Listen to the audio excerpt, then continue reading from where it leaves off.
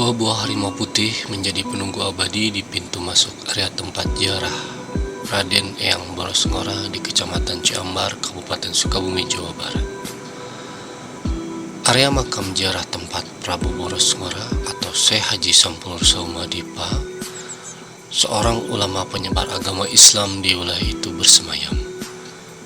Memang berada di kawasan pinggiran pembangunan tol Bocimi. Pengunjung yang akan tirakat, bersemedi atau sekedar refreshing menikmati suasana di tengah kawasan yang teduh dan asri. Sebelum memasuki makam, pengunjung yang berhadas dianjurkan berwudu dulu. Tak lupa sebuah petunjuk mengingatkan agar memohon seluruh hajatnya hanya kepada Allah Subhanahu wa Ta'ala. Uniknya, pengunjung yang datang ke sini diyakini merupakan keturunan Raden Eyang Boros Ngora dan diundang hanya melalui keyakinan untuk datang ke makam Eyang Raden Boros Ngora. Assalamualaikum warahmatullahi wabarakatuh. Alhamdulillah wasyukurillah, kali ini Tidur Misteri bisa beri kesempatan untuk membuat konten kembali mengenai napak tilas wali-wali Allah. Kebetulan kali ini Tidur Misteri alhamdulillah bisa hadir di makam salah satu wali Allah yang mendakwahkan ajaran Islam di masa lampau yang berada di Kabupaten Sukabumi. Bersama saya telah hadir Bapak Ustadz Asep, sekaligus beliau salah satunya yang mondok dan mengurus di makom wali Allah yang ada di sini. Untuk lebih jelasnya kita tanya ke Pak Ustadz Asep mengenai sejarah makam wali Allah yang ada di Kecamatan Ciambar, Kabupaten Sukabumi. Assalamualaikum Pak Ustadz. Assalamualaikum warahmatullahi wabarakatuh. Pak Ustadz Asep, alhamdulillah pada kali ini Tidur Misteri bisa hadir ke sini Pak Ustadz. Tidur Misteri di sini ingin memberikan informasi kepada teman-teman dulu Tidur Misteri mengenai makam di sini. Makam di sini bisa dijelaskan Pak Ustadz, sebenarnya yang berada di sini silsilahnya siapa Pak Ustadz? Bismillahirrahmanirrahim. Alhamdulillah, wassalatu ala sayyidina Muhammad wa alihi wasallam. Baik, di sini yaitu makam Eyang Boros Ngora, ya, Raden Boros Ngora. Beliau ini adalah Raja Panjalu. Ya, Raja Panjalu. Ya, dari Ciamis. Dari Ciamis ya berasalnya. Yang mana di Ciamis itu sudah masyhur ya, banyak orang yang sudah tahu, banyak berziarah juga. Nah, yang di sana itu adalah putra daripada yang di sini. Kalau yang di Panjalu itu Raden Haryang Kuning sama Haryang Kencana. Nah, disinilah ini adalah ramanya atau bapaknya dari, ya dari yang di Panjalu itu. Kalau Pak Ustadz, makam di sini apakah memang dulunya sudah ditemukan oleh memang sesepuh yang memang menemukan di sini, apa memang sudah turun temurun, sudah ada sejak zaman dulu diturunkan kepada turunan-turunannya? Ya, menurut informasi dari orang-orang sini memang dari dulu sudah ada. Dari dulu sudah Ya, ada. dan ini dulunya adalah hutan belantara. Belantara. Dikenal lah ada makam panjang. Makam panjang. Karena ukurannya lebih panjang dibanding panjang. dengan makam-makam yang biasa gitu. Ya, itu kan menunjukkan juga bahwa kegagahan beliau begitu ya. Kemudian memang dari fisik juga beliau luar biasa gitu kan. Nah, dikenal lah makam panjang. Banyak juga yang sudah jarah waktu itu, sudah jarah dan sudah masuk juga situs di Jawa Barat dan nasional. Jadi tempatnya di pinggir Sungai Cilelei. Cilelei itu di bawah ini. Di bawah ini ya. Jadi sumber air ke sini ke kolam. Ke kolam di sini ya Pak Ustadz. Ya. Untuk penetapan status situs yang ditetapkan oleh pemerintah tadi tahun berapa Pak Ustadz itu? Kalau dari tahunnya mungkin sejak tahun 2000-an ya, 2000-an datanya ada sih, kami juga pegang. Nah, tapi untuk pembangunan ini itu berawal dari guru kami lah yang berziarah ke sini, bertirakat selama 40 hari 40 malam. Nah, beliau bernama Abuya Kiai Haji Aan Jejen, pemimpin dari Pondok Pesantren Darussalam Asujanya di Cicurug. Nah, beliaulah yang mendapat isyarah, kemudian sampai diizinkan untuk membangun. Karena sebelumnya mohon maaf, dulu itu makam di sini tuh kalau bahasa Sundanya santer ya. Santer ya, Nah, angker ya. Ya, angker, kemudian banyak hal-hal yang di luar nalar gitu. Misalkan makam ini dikasih saung, tiba-tiba besok paginya saungnya pindah gitu, nggak ada. Terus udah dipasang lagi saung, pagi-paginya materialnya udah beres lagi, udah rapi lagi. Atau kadang-kadang makamnya yang bergeser gitu. Nah, karena memang belum dapat izin. Nah, setelah Abuya guru kami itu Bertirakot tadi ya. 40 hari 40 malam sampai dapat isyarah, kemudian dibangunlah seperti ini. Alhamdulillah Ya. bisa bangunan di Dan sini bisa berdiri ya Pak Ustadz. Orang bisa berziarah dengan ya teduh lah ya, dengan teduh, kemudian bisa duduk bersih dan lain sebagainya. Itu mungkin wasilahnya begitu. Untuk pengunjung sendiri Pak Ustadz, apakah ada bulan-bulan khusus yang ramai pengunjung ke sini Pak Ustadz? Kalau di sini tidak ada. Jadi yang datang ke sini adalah undangan dari Eyang gitu. Undangan dari Eyang. Jadi hatinya yang tertarik sama Eyang ya.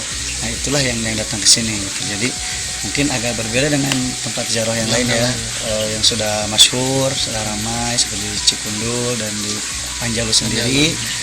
Ya, karena beliau pernah berwasiat seperti itu dulunya. Biarlah yang masyhur itu anak-anakku katanya kan. Putra-putra pula. Jadi yang di Ciamis lah yang banyak orang pengunjung. Makanya kalau di sini ya memang yang tarik, makanya datang ke sini tuh banyak yang bilang lewat mimpi, kemudian dapat isyarah. Tadi kebetulan dulu semua, saya kebetulan yang kedua kali ke sini. Nanti mungkin saya akan visualisasikan. Jadi di sini juga terdapat selain makam yang Raden Boros Ngora, terdapat juga ada makom yang saya lihat Pak Ustadz. Bisa dijelaskan makom siapa itu Pak Ustadz? Itu di sampingnya itu adalah makam Pandawa 5. Pandawa 5. Pandawa 5 Pandawa itu yang ya kalau dalam bahasa kerajaan mah patih-patih lah ya. Patih-patih yang membersamai perjuangan Eyang. Itulah Pandawa 5. Itu juga dari berbagai asal, ada yang dari Kuningan, dan dari Cirebon, dari Banten. Nah, Pandawa 5 mungkin nama-namanya ada, nama lengkapnya ada Syekh Aulia Mantili, kemudian di Jaya Kumangun Tapa, Ki Supajaya Sakti, Mbah Dalam Teko, dan Syekh Abdul Ghani. Nah, itulah Pandawa 5. Menurut versi sejarah, Sang Hyang Boros Ngora dikenal sebagai Prabu Jampang Manggung. Nama aslinya adalah Pangeran Sang Hyang Boros Ngora, merupakan putra kedua Adipati Singacala atau yang disebut Panjalu yang bernama Prabu Cakradewa. Raden Boros Ngora merupakan putra Prabu Cakradewa dari permaisuri yang bernama Ratu Sari Permana Dewi. Ratu Sari Permana Dewi sendiri adalah putra keenam dari Adipati Wanaperi Sang Arya Kikis. Berlaku Sang Hyang Boros Ngora adalah saudara misan dalam Cikundul. Sang Hyang Boros Ngora mempunyai 4 orang saudara, dan pada usia 14 tahun dia diperintah sang ayah untuk berziarah ke Tanah Suci Mekah. Pada bulan Safar 1101 Hijriah, Sang Hyang Boros Ngora berangkat ke Mekah yang lama perjalanannya adalah 6 tahun. Sepulang dari Tanah Suci, Sang Hyang Boros Ngora mendapat julukan Syekh Haji Sampul Saumadipa. Tiba di kampung halamannya Kerajaan Singacala. Sang ayah ternyata telah berpulang. Raden Boros Ngora berniat menurunkan ilmunya dan menyampaikan nasihat Islam kepada rakyat Pajajaran Girang dan Pajajaran Tengah. Karena itu, Boros Ngora mengembara ke negeri Sancang dan Tanah Jampang. Raden Boros Ngora menikahi seorang gadis yatim, cucu tinggi Kanjeng Kiai Cintalinui di Gunung Wayang. Gadis yatim ini adalah turunan langsung Senapati Amukmarugo Surawijaya, Mantri Mulia Mareja, Wakil Sri Maharaja Pajajaran untuk wilayah Cirebon, Girang, dan Tengah. Sejauh yang kemarin ada kabar, katanya Pak Ustadz pemindahan Makom Pandawa 5 ini baru-baru ini katanya ya Pak Ustadz. Ya, itu 2018. Jadi pertama kali membuka jalan untuk tol ya. Tol ya. Jalan tol Bocimi. Bocimi. Nah, itu. Tol Bocimi asalnya seharusnya memang ke sini ya, ke Makbaroh yang sini. Cuman di satelit itu tidak terdeteksi ya, makanya turun ke lapangan sama petugas itu dicari, oh ternyata udah ada makom waliullah di sini. Makanya berpindahlah ke sana, belok, tapi di sana ada makam Pandawa 5 itu. Makanya makam Pandawa 5 ini dipindahkan juga ya, dikembalikan ke samping sini. Apakah selama proses pemindahan ada hal-hal yang menarik Pak Ustadz dari segi spiritual ya? Nah, kalau saya memang tidak menyaksikan secara langsung, tapi guru kami yang bilang ada salah satunya yang jasadnya masih utuh. Masih utuh ya, sudah, karena usianya kan udah hampir 500 tahun ke belakang. Jadi dan memang ada yang menyaksikan juga, misalnya dari warga-warga juga ada yang mengatakan demikian. Jadi memang di sini Pak Ustadz asli jasadnya memang dikubur di sini Pak Ustadz. Ya, yang Sang Hyang Boros Ngora memang di sini, bukan petilasan. Bukan petilasan ya. Makanya bagi yang berziarah ke sini tergantung keyakinan. Ya, kalau dia tidak yakin kan ini adalah makam, ya berarti jadi tidak ada gitu ya, maksudnya secara rohania. Nah, kalau memang meyakini itu memang ada, jadi gimana tergantung dari niatnya. Kalau boleh saya tahu Pak Ustadz, apakah ada hubungannya makom di sini dengan petilasan Raden Eyang Boros Ngora yang berada di Tegabulet? Ya kalau nggak salah ya di Jampang ya. Betul. Jadi selain Eyang Boros Ngora, julukannya juga beliau adalah Prabu Jampang Manggung. Jampang Manggung, julukan lainnya. Ya, julukan lainnya karena daerah Jampang juga beliau pernah yang menyebarkan siar di sana juga. Di sana, dan kalau bahasanya jadi jawara ya, Jawara tidak terkalahkan. Makanya Prabu Jampang Manggung. Adalah versi di YouTube atau di YouTube di Google ya. Google itu yang Prabu Jampang Manggung adalah yang Raden Boros. Karena memang di sana adalah petilasan. Petilasannya ya. Petilasan bukan makom. Untuk pengunjung yang mau ke sini Pak Ustadz, apakah ada tata cara yang diterapkan oleh pengurus di sini untuk masuk ke makom? Ya, ini penting ya. Penting. Ya, karena terkadang sebelum ada pengelolaan yang sekarang gitu ya, dan jadi terkadang ada yang merasa sudah terbiasa ke sini ya, tanpa mengikuti aturan. Nah, jadi ini disampaikan semoga menjadi pengetahuan dan juga kalau datang ke sini sudah hafal tata caranya. Paling tidak bertanya dulu lah kepada kami yang di sini ya, bukan kami yang dihormati ya. Kami juga bukan siapa-siapa di sini. Kami juga sama berkhidmat kepada Eyang, diperintah oleh guru kami ya, dengan wasilah-wasilah yang disampaikan kepada guru kami. Jadi yang pertama, yang kalau datang ke sini apalagi baru gitu ya, baru pertama kali misalkan, nah itu temui dulu orang-orang di sini lah ya. Ada beberapa ustadz juga yang berjaga di sini. Ya. Satu mungkin biar tahu secara silsilah dulu, kemudian tadi ada tata cara yang harus ditempuh, yang harus dilakukan. Yang pertama memang untuk ini harus punya wudhu dulu Wudhu ya. dulu dan suci ya Pak Ustadz. Suci dan berpakaian yang rapi, yang sopan, tidak terbuka aurat baik laki-laki maupun perempuan. Yang lebih bagus lagi kalau laki-laki pakai samping, pakai peci gitu ya. Karena kan ya kita masa mau ketemu sama Wali. pejabat aja kita dandan rapi. Nah masa ini kepada waliullah ya kita juga harus rapi. Kemudian setelah itu nanti mengisi buku tamu. Nah ada buku tamu itu bukan untuk kami memaksa untuk harus ada infak, bukan. Itu memang kami butuh data ya, karena kami ini sudah bersinergi dengan Pemerintahan juga ya. pemerintahan, dengan desa, RT setempat atau RW.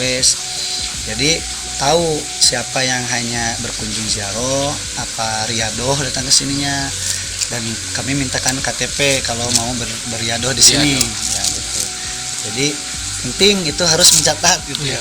Jadi jangan merasa sudah terbiasa ke sini, walaupun misalkan udah sering setiap datang ke sini isi aja gitu.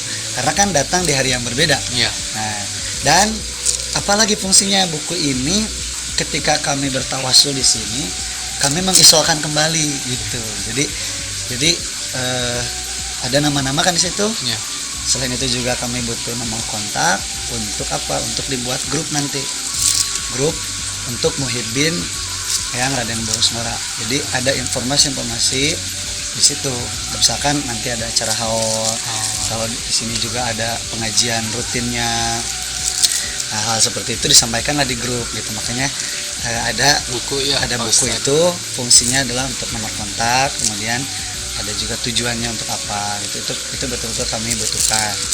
Nah, kemudian nanti kan masuknya lewat pintu yang sebelah kanan ya. Nah, terus yang biasa maupun yang baru datang itu memang tugas kami ini adalah mengisolkan. Jadi hanya beberapa ustadz yang diberikan kewenangan oleh guru kami Buya untuk memberikan ya disebutnya juru kunci ya, kuncian itu yang untuk membuka. Jadi harus datang dulu ke kami itu agar dibukakan dulu. Setelah itu mau tawasulnya, mau baca Quran, mau apa itu terserah. Ya hanya untuk membuka saja gitu. Secara doa gitu ya. Nah itu nanti untuk keluarnya jangan balik lagi ke pintu yang tempat masuk. Pertama masuk ya Pak Tapi Ustadz, ya. harus tembusin ke sana ke pintu yang sebelah kiri. Ya. Dan lebih baik posisi ini, kalau ini makam eyang ya dari masuk dari sini, nah tempatnya di sini untuk berziarah itu lebih bagus gitu. Abdul Tapi ya. semuanya juga sama ya. Kalau ini lebih baik di sini. Nah, jadi keluarlah lewat pintu sana, lewat pintu yang sebelah kiri. Karena apa? Secara simbolnya itu adalah untuk menembuskan doa gitu. Jadi jangan balik lagi gitu. Jadi supaya tembus doa kita. Terus nanti juga kalau dilihat ada beberapa kujang di samping-samping makom itu ya, di tralisnya. Nah itu sebelum keluar dipegang dulu. Nah, jadi ada wasiat seperti itu, dipegang dulu. Kalau mau bermunajat ya bukan kita meminta ya atau meyakini ini sebagai bukan ya, meminta tetap kepada Allah ya, itu hanya simbol saja ya. Karena kan dulu itu kalau para wali atau apa sesepuh Sunda itu apa kujang ya, cirinya. Ciri khasnya ya Pak. Nah itu makanya kujang ini bukan sembarangan dipasang, jadi dipegang dulu gitu untuk misalkan mau ada yang disampaikan apa yang disampaikan, barulah keluar. Dan keluar juga harus mundur. Oh itu tuh. Nah, jadi Ya, saya mundur juga. apa supaya tidak membelakangi gitu ya. Itu hanya Adab-adab ya. Adab mundur, dan dibuat pintu yang sebelah kiri memang lebih pendek. Supaya kita ini tawadu itu ya mundur. Pada windu ketiga, dia memiliki 2 orang putra, yaitu Haryang Sancangkuni dan Pangeran Haryang Kancana. Raden Boros Ngora hidup sampai usia lanjut dan wafat setelah dari Gunung Rompang serta dimakamkan di suatu tempat di tepi Sungai Cilelei yang pada sekarang Kampung Lengkop, Desa Ciambar, Kabupaten Sukabumi. Putra cikalnya yaitu Raden Haryang Sancang Kuning melaksanakan napas jelas perjalanan mendiang ayahnya ke Pajajaran Girang dan Tengah, menghabiskan waktu ke Singacala dan wafat dan dimakamkan di Cibungur, Selatan Panjalu. Sedangkan adinda Sancang Kuning yaitu Pangeran Haryang Kencana menjadi Adipati Singacala, penghabisan hijrah ke Panjalu dan wafat di Giri Wanakusuma, Situ Panjalu. Pertanyaan terakhir Pak Ustadz, ketika Pak Ustadz selama beberapa tahun mendiami makom di sini, apakah ada pengalaman pribadi yang membuat Pak Ustadz semakin mendekatkan diri kita kepada Allah dengan adanya makom ini, Pak Ustadz? Ya, kalau hal-hal yang di luar nalar gitu ya, itu saya tidak pernah berharap itu terjadi. Dan juga kalaupun mengalami, kata amanat dari guru tidak boleh diceritakan kepada siapapun. Untuk konsumsi pribadi ya, Pak ya Ustadz. kalaupun ada gitu ya.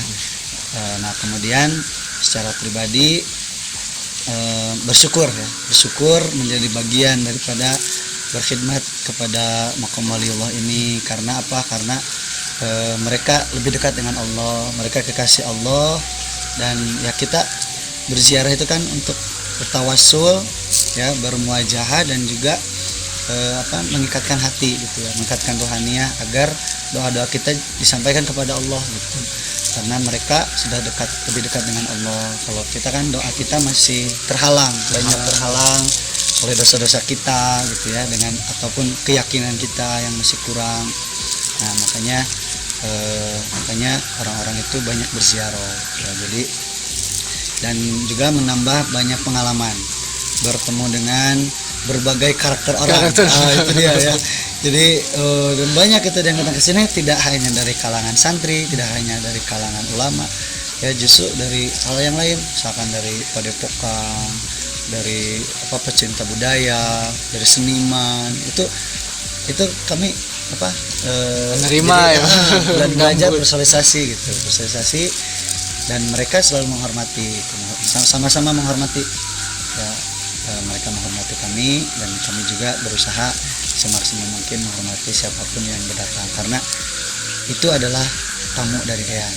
Kami hanya memfasilitasi saja dan hanya mengantarkan. Setelah itu mau bagaimana, itu kan banyak ya ritual-ritual yang dilakukan, ya itu tergantung pada kebiasaan masing-masing ya. Kami tidak pernah mempermasalahkan itu ya, hanya tadi mungkin temui dulu pengurus di sini, yaitu kalau bertemu kan harus gitu ya, biar sama-sama enak, kami juga enak gitu. Itu aja sih. Selain biar jelas nih Pak Ustadz, kalau ada pengunjung yang mau kesini kan kita tidak tahu ya Pak Ustadz ya, kebetulan yang standby-nya siapa Pak Ustadz, biar nanti kalau tidak bingung pengunjung kesini, selain Pak Ustadz Asep di sini ada siapa lagi Pak Ustadz? Ada Ustadz Rijal dan Ustadz Habib. Nah itu yang ditugaskan. Kemudian ada juga Mas Hairil. Mas Hairil memang sama juga membantu di sini dari kebersihan. Kemudian ada Cika Huripan, Cika Huripannya juga ada di sini. Sebelah mana Pak Ustadz? Itu kalau tadi sebelum gerbang. Oh, posisinya. sebelum gerbang ya. Sebelum gerbang, dan itu bisa mandi di sana. Kalau mau mandi juga bisa kami antar, dan airnya disiapkan dalam botol, kemasan botol untuk diminum. Karena itu memang sumber air ya, bersih ya Pak bisa diminum. Kami selama di sini minum itu terus gitu. Nggak pernah dimasak gitu, jadi dan nggak pernah sakit perut gitu. Ya memang warga juga banyak mengkonsumsi karena itu air karomah. Terima kasih Pak Ustadz sudah memberikan informasi yang begitu jelas untuk kita sikapi dan kita maknai bahwa dengan adanya makam di sini, kebetulan memang berada di Kabupaten Sukabumi, harusnya untuk warga Sukabumi sendiri dan Ya, betul. umumnya untuk warga di luar Untuk yang Sukabumi terfasilitasi, karena tadi ya Pak Ustadz ya, untuk mendatangi suatu makam wali-wali Allah itu banyak manfaatnya ya yang dirasa ya Pak Ustadz ya, terutama untuk semakin mendekatkan diri kita kepada Allah Subhanahu Wa Taala ya. menambah kecintaan kita terhadap Allah dan Rasulullah Sallallahu Alaihi Wasallam.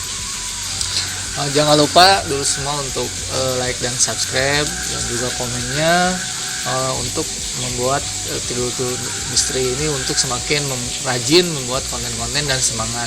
Dan jangan lupa juga jangan di skip iklannya biar kita makin semangat terus menelusuri dan memberikan informasi mengenai napak tilas waliullah dan napak tilas sejarah Pajajaran khususnya di daerah Sunda ini. Terima kasih Pak Ustadz Asep sama-sama. atas waktunya. Sami Rajan. Wabillahi taufiq wal hidayah. Wassalamualaikum warahmatullahi wabarakatuh. Salam.